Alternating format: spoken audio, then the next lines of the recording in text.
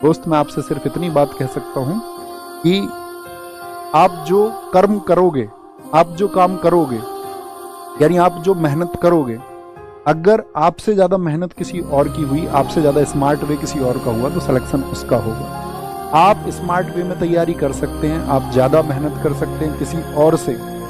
अगर ये खुद से प्रॉमिस आप करते हैं तो मैं कहूँगा सिलेक्शन आप ही का होगा और आप ही उसके दावेदार होंगे। अपना ख्याल रखिए, बहुत सारा आंसर लिखना ना